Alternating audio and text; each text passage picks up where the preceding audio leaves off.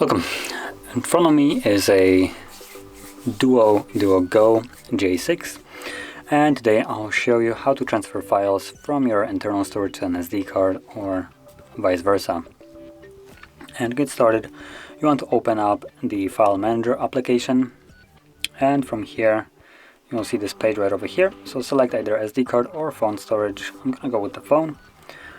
And in here we have, well, as you can see, a bunch of folders. So we have a lot of redundant folders, but the important ones are things like the DCIM folder, downloads, and pictures at the bottom. So DCIM will contain pictures, videos captured with the device itself. Downloads folder, obviously anything that I have downloaded, and pictures folder contains screenshots, which are in wallpapers, looks like.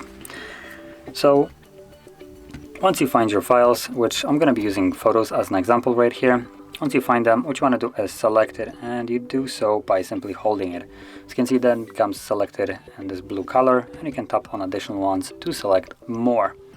Once you have selected everything that you want, you have two options. You can either copy it or cut it. Now if you choose to cut, it will remove those files from where they are right now and move them to a new location, while copy will create a duplicate. So let's select one of them, and once you have, what you want to do is back out to the place where you want to move them. So I'm gonna go into the SD card, and I'm just gonna slap it right in the middle of the SD card. But if I wanted to, I could tap right here to create a folder and then drop it into a folder. But from here, let's tap on the clipboard, and there we go, it has moved them. And if we scroll down, we have the three photos right over here. And if I go back to the phone storage, DCIM,